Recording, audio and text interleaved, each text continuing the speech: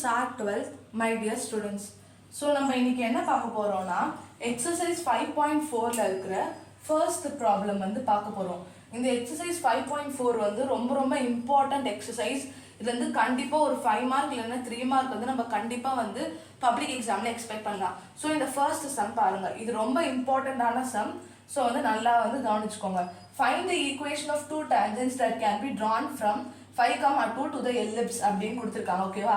இப்போ என்ன சொல்றாங்கன்னா, இப்படி ஒரு எலிப்ஸ் இருக்கா, ஓகேவா? எலிப்ஸோட ஸ்ட்ரக்சர் இதானே. இந்த எலிப்ஸ்ல வந்து 2 tangents வந்து ஒரு பாயிண்ட் கொடுத்துருக்காங்க. எக்ஸாம்பிளுக்கு 5,2 இதானே. இங்க எக்ஸாம்பிளுக்கு நான் எழுதுறேன், இதுதான் 5,2 அப்படின்னு வச்சுக்கோங்க. இந்த டேஞ்சன்ட்ல இருந்து இந்த எலிப்ஸ்ல இருந்து இந்த பாயிண்ட்டுக்கு வந்து 2 டேஞ்சன்ட் வரையணுமா. அந்த 2 டேஞ்சன்டோட ஈக்குவேஷன் என்ன அப்படின்னு நம்ம வந்து கண்டுபிடிக்கணும் அப்படின்னு சொல்றாங்க. டேஞ்சன்ட்னா என்னது, ஒரு சர்க்கிளை ஒட்டி போறது. ஸோ அந்த மாதிரி தான். ஸோ இங்க வந்து அந்த எலிப்ஸ்ல இருந்து அந்த 2 டேஞ்சன்ட்டுக்கு வந்து நம்ம அந்த 2 டேஞ்சன்ட்டோட ஈக்குவேஷனை கண்டுபிடிக்கணும் அப்படின்னு சொல்லியிருக்காங்க. ஸோ நம்மளுக்கு ஃபர்ஸ்ட் வந்து அந்த எலிப்ஸோட ஈக்குவேஷன் கொடுத்துட்டாங்க. 2x square plus 7y square is equal to 14 அப்படின்ட்டு. இந்த 14 வந்து நான் இங்க கொண்டு வரேன். ஏன்னா எலிப்ஸோட ஃபார்முலா எப்படி இருக்கும், x square plus y square is equal to 1 அந்த மாதிரி தானே இருக்கும். ஸோ அதனால வந்து நான் இந்த 14 வந்து டினாமினேட்டர்ல கொண்டு வரேன். அப்போ என்ன ஆகும், x square by 14 plus 7y square by 14 is equal to 1 வரும். ஏன்னா இங்க 14 by 14 போடும்போது 1 வந்துடும். இல்லைன்னா டிவைடிங் பை 14 அப்படின்னு போட்டுக்கோங்க. டிவைடிங் பை 14 அப்படின்னு போட்டுக்கோங்க. இப்போ வந்து இது வந்து 7 டைம்ஸ் போகும், இது வந்து 2 டைம்ஸ் போகும். அப்போ நம்மளுக்கு என்னன்னு கிடைக்கும், x square by 7 plus y square by 2 அப்படின்னு கிடைச்சிருச்சா. இது வந்து நம்மளுக்கு ஒரு எலிப்ஸோட ஃபார்முலாவா கிடைச்சிருச்சு.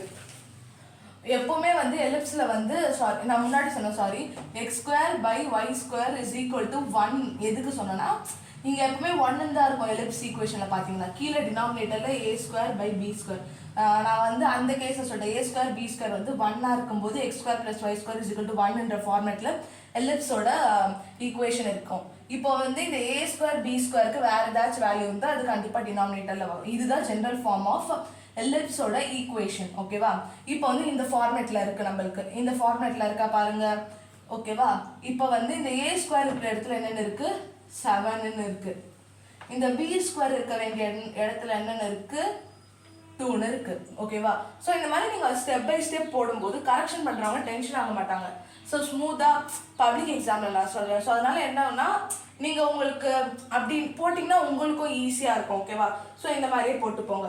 நீங்க இந்த புக்கோட இந்த 5th லெசன்ல புக்கோட எண்ட்ல போய் பாத்தீங்கன்னா சம்மரி ஒரு டேப்லெட் காலம்ல நிறைய ஃபார்முலா கொடுத்துருப்பாங்க. அதுல வந்து ஒரு ஃபார்முலா கொடுத்துருப்பாங்க, general equation of tangent to the ellipse. Tangent to the எலிப்ஸ்க்கு ஒரு ஃபார்முலா கொடுத்துருப்பாங்க. அந்த ஃபார்முலா நான் இங்க எழுதிக்கிறேன், நீங்க புக்கு பின்னாடி போய் ரெஃபர் பண்ணிக்கோங்க. mx plus or minus root of a square m square plus b square. இந்த இதுல அந்த கோஆர்டினேட் அண்ட் அனாலிட்டிக்கல் ஜியோமெட்ரி இந்த கிராஃப்ஸ்லாம் வருதுல, கோனிக்ஸ் கிராஃப், இது எல்லாத்துக்கும் நீங்க ஃபார்முலா படிச்சாதான் உண்டு. ஃபார்முலா இருந்தால் இந்த சம்ஸ் எல்லாம் ரொம்ப ஈஸி.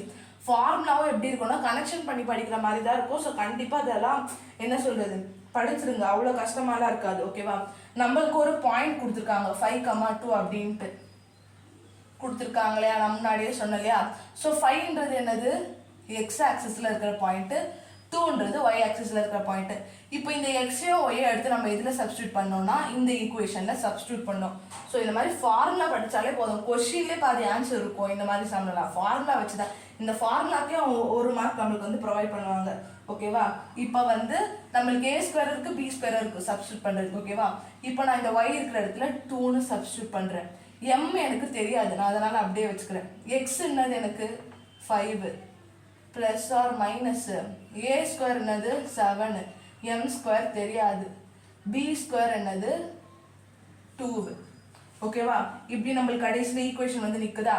இப்போ நான் என்ன பண்ண போறேன்னா, இந்த இது இருக்குல்லையா 5m, அதை வந்து இந்த பக்கம் கொண்டு வந்துட்டு இந்த பிளஸ் ஆர் மைனஸ் வேணும்னா வச்சுக்கலாம், அதை நம்ம கடைசியில போட்டுக்கலாம். அதனால இப்போ கன்ஃபியூஷன் ஆகக்கூடாதுன்றதுக்காக இப்படி போட்டேன். இந்த ஸ்கொயர் ரூட் இந்த பக்கம் வந்தா என்னவா மாறும், ஸ்கொயரா மாறும் இல்லையா. அப்போ 5m the whole square is equal to 7m square plus 2 அப்படின்ட்டு வரும். இப்போ வந்து இதை வந்து நம்ம என்ன formula, a minus b the whole square ஃபார்முலால பிரிக்க போறோம். அப்போது நம்மளுக்கு என்னென்னு வரும் a ஸ்கொயர் 2 ஸ்கொயர் பண்ணால் என்னது 4. நான் உங்களுக்கு தெரியுன்றதுக்காக டேரெக்டாக போடுறேன். ப்ளஸ் b ஸ்கொயர்னால் இதை மொத்தமாக ஸ்கொயர் பண்ணணும். 5 ஸ்கொயர் என்னது 25. m ஸ்கொயர் பண்ணால் m ஸ்கொயர். நெக்ஸ்ட் மைனஸ்க்கு அதெல்லாம் மைனஸ் 2 × 5 a × b. அப்போ வந்து 10 அந்த m இருக்கிறதுனால அந்த m வந்து என்ன பண்ணிடுறேன், அப்படியே போட்டுறேன். ஓகேவா, அந்த m வந்து நான் என்ன பண்ணிடுறேன்னா அப்படியே போட்டுறேன். -2ab இல்லையா, அதனால் இங்கே வந்து நான் 2 போட்டுடுறேன். நெக்ஸ்ட் வந்து 7m² + 2 அப்படின்னு வருமா. இப்போ நம்ம நெக்ஸ்ட் என்ன பண்ணணும், எல்லாத்தையும் சிம்பிளிஃபை பண்ணோம். ஏன்னா இங்கே m² இருக்குது, இங்கே m² இருக்குது, நியூமரிக்கல் இங்கே 4 இருக்குது, இங்கே 2 இருக்குது. அப்போ நான் சிம்பிளிஃபை பண்ணும்போது எனக்கு எல்லாத்தையும் நான் இந்த பக்கம் கொண்டு வந்துடுறேன். அப்போ என்ன கிடைக்கும், எனக்கு 25m² - 20m. 20m இந்த 2 வந்து எனக்கு என்னால் மல்டிப்ளை பண்ணிடுறேன். +4 - 7m² - 2 = 0ன்னு வரும். இப்போ இந்த 25m² - 7m² பண்ணால் நமக்கு என்னன்னு கிடைக்கும், 18m² அப்படின்னு கிடைக்குமா. Next 20m. இப்போ 4ல் 2 போச்சுன்னா 2 = 0 அப்படின்ட்டு நம்மளுக்கு கிடைக்கும். இதை வந்து காமனாக 2 டேபிளில் டிவைட் பண்ணலாம். உங்களுக்கு தெரியுதா, டிவைடிங் பை 2 பண்ணால் 18 எத்தனை டைம்ஸ் வரும் 2 டேபிளில், 9 டைம்ஸ் வரும். நெக்ஸ்ட் 20 எத்தனை டைம்ஸ் வரும், 10 டைம்ஸ் வரும். நெக்ஸ்ட் இது எத்தனை டைம்ஸ் வரும், 1 டைம் வரும். இப்போ இதை வந்து என்ன பண்ணணும், ஃபேக்டோரியல் பண்ணணும். 9 1s are 9. ஓகேவா, இப்போ நம்மளுக்கு 9 வருது. இப்போ நம்மளுக்கு என்னன்னு வரணும், அது வந்து ஆட் பண்ணும்போது 10ன்னு வரணும். நான் ரெண்டுத்துக்கும் என்ன போடணும்னா மைனஸ் சிம்பிள் போடணும். இது ஃபேக்டோரியல் 10th படிச்சிருப்பீங்க. 9 1s are 9. ஓகேவா, புரியுதா பாருங்க. 9 1s are 9. ஓகேவா, 9 1s are 9 வருது. இந்த சிம்பிள் வந்து என்னத்தை குறிக்கோனா, அதை ப்ளஸ் பண்ணணுமா ஆட் பண்ணணுமா குறிக்கும். இந்த ரெண்டு சைடில் இருக்கிறத இந்த சிம்பிள் எதை குறிக்கோனா, ரெண்டுத்துக்கும் என்ன சிம்பிள் போடணும் அப்படின்றத குறிக்கும். இதுவே இங்கே மைனஸ் இருந்ததுன்னா என்ன பண்ணணும்னா, இங்கே மைனஸ் இருந்தால் பெரிய நம்பருக்கு மைனஸ் போடணும். ஸோ அந்த மாதிரி வந்து ஃபேக்டோரியல் பண்ணுவோம். இப்போ 9 1s are 9 அப்படின்ட்டு இருக்குன்னா, இப்போ நான் இங்கே வந்து அதே 9 1s are 9 போடுறேன். அப்போ தான் இது ரெண்டுத்தையும் ஆட் பண்ண 10ன்னு கிடைக்கும். இங்கே வந்து நடுவில் மைனஸ் சிம்பிள் இருக்கிறதுனால நான் இங்கேயும் என்னன்னு போட்டுக்கிறேன்னா மைனஸ் சிம்பிளை போட்டுக்கிறேன். இப்போ வந்து இங்கே ப்ளஸ் இருக்குது. இப்போ மைனஸோ இருந்தால் நம்ம வந்து அதை ஆட் பண்ணுவோம் கரெக்டாக. ஸோ அப்போ ஆட் பண்ணும்போது எனக்கு என்னென்னு கிடைக்கும்னா, எனக்கு வேல்யூஸ் கிடைக்கும். ஸோ அதை இப்போ வந்து நம்ம பார்க்கலாம். இப்போ வந்து நான் -9 - 1 அப்படின்னு போட்டேன். இப்போ வந்து இங்கே m இருக்குன்னா இங்கே m போடணும், இங்கே m போடும் கரெக்டாக. நெக்ஸ்ட்டு இங்கே இருக்கிறது இல்லையா ஃபஸ்ட்டு குவாட்ரட்டிக்கில், அதை வந்து டினாமினேட்டரில் போடும். ஓகேவா, இப்போ இந்த 9 கேன்சல் ஆகிடும், இந்த m இந்த ஒரு m கேன்சல் ஆகிடும், இங்கே ஒரு m இங்கே ஒரு m மட்டும்தான் கேன்சல் ஆகும். அப்போ கீழே ஒரு m இருக்குது. எப்பவுமே கீழே இருந்தால் எழுத ஆரம்பிக்கணும். m இங்கே மைனஸ் இருக்குது, மைனஸ் இங்கே 1 ஆகிடுச்சு, எல்லாமே கேன்சல் ஆகிடுச்சு. m - 1ன்னு ஒன்று கிடைக்கும் நம்மளுக்கு. நெக்ஸ்ட் வந்து இது இருக்கு இல்லையா, இது என்ன கிடைக்கும், 9m இருக்குது, கீழே 9mன்னு இருக்குது, மேலே -1 அப்படின்ட்டு இருக்கு. இந்த ஈக்குவேஷன் பதிலாக தான் இந்த ரெண்டு ஃபேக்டர்ஸ் நம்மளுக்கு கிடச்சிருக்கு. இந்த ஈக்குவேஷன் = 0ன்னு இருக்கா, இங்கேயும் = 0 அப்படின்னு போடணும். ஓகேவா, இதை வந்து இன்னொரு மெத்தடில் கூட பிரிக்கலாம், அதை நான் உங்களுக்கு சொல்லித்தரேன். இந்த ஃபேக்டோரியல் உங்களுக்கு வந்து பண்ணுறது கஷ்டமாக இருந்தால் இன்னொரு மெத்தட் இருக்குது பாருங்கள். இப்போ வந்து இந்த ஈக்குவேஷனை நான் எப்படி எழுதலாம்னா 9m² அப்படியே எழுதிக்கிறேன். இந்த 10m நான் எப்படி பிரிச்சுக்கிறேன்னா 9m - 1mன்னு பிரிச்சுக்கிறேன். அப்போ உங்களுக்கு என்னென்னு தான் வரும், 10m தான் வரும். இப்போ என்ன பண்ண போகிறோன்னா, இதில் வந்து 9m அப்படியே வெளில எடுக்க போகிறேன். 9m வந்து நான் வெளில எடுத்தால் எனக்கு என்னென்னு கிடைக்கும்னா m - 1ன்னு கிடைக்குமா. நல்லா பாருங்கள், m - 1 அப்படின்ட்டு கிடைக்கும். ஓகேவா, இங்கே வந்து நான் இதை ரெண்டுத்தையும் காமனாக வந்து எதுவுமே பண்ண போகிறது இல்லை. ஆனால் எனக்கு என்ன வேணும்னா, இந்த மைனஸ் வந்து உள்ளே போகணும். எப்படி வேணும்னா, எனக்கு இங்கே -m+1 இதை வந்து தனியாக வச்சுக்கோங்களேன். இதை மட்டும் நான் தனியாக உங்களுக்கு எடுக்கிறேன். எனக்கு இதே ஃபார்மேட்டில் இதோ எனக்கு வேணும். அந்த வர மாதிரி பண்ணாதான் நம்ம வந்து காமனாக வந்து ஒன்று வெளில எடுக்க முடியும்.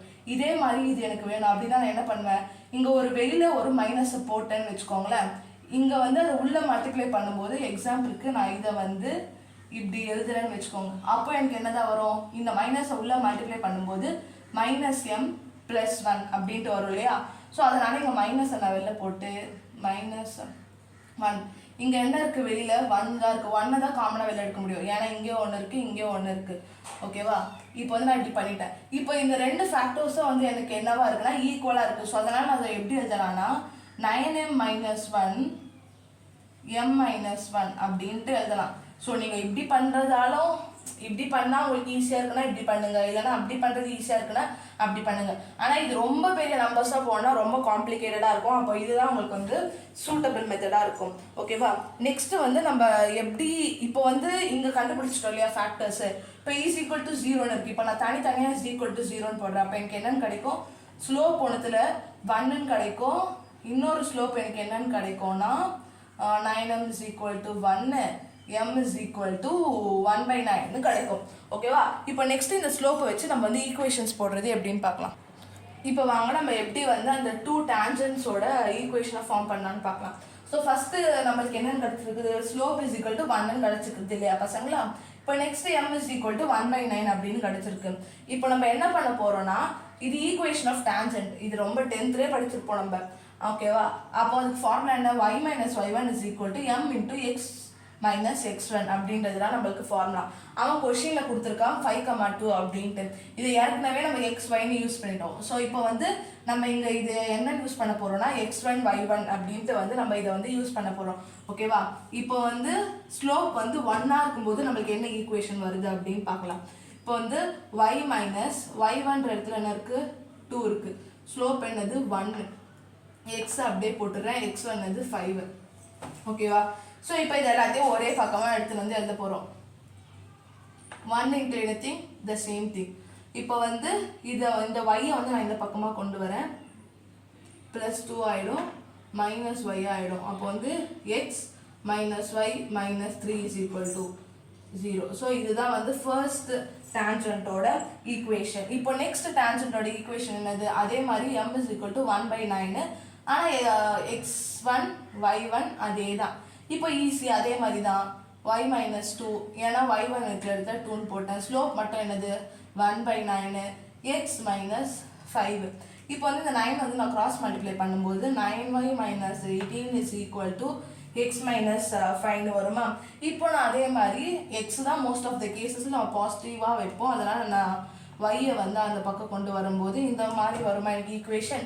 இப்போ வந்து என்னது? இதை வந்து சப்ராக்ட் பண்ணுங்க. சப்ராக்ட் பண்ணும்போது நம்மளுக்கு என்னென்னு வரும்? 13ன்னு வரும். கரெக்டாக? +13 = 0. ஸோ அவ்வளோதான். இது வந்து இன்னொரு ஈக்குவேஷன். இந்த கடைசியில் மட்டும் த ஈக்குவேஷன் ஆஃப் டேஞ்சன்ஸ் அப்படின்னு போட்டு இது ரெண்டுத்தையும் எழுதணும்.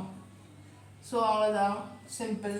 ஸோ இவ்வளோதான் ஃப்ரெண்ட்ஸ், இவ்வளோதான் ஸ்டூடெண்ட்ஸ், மை டியர் ஸ்டூடெண்ட்ஸ், இந்த கொஸ்டினை. இது உங்களுக்கு புரிஞ்சிருக்கும்னு நினைக்கிறேன். இன்னும் உங்களுக்கு நிறைய வீடியோஸ் வேணும்னா சார்க்கு வந்து சப்ஸ்கிரைப் பண்ணுங்கள். Thank you for your support.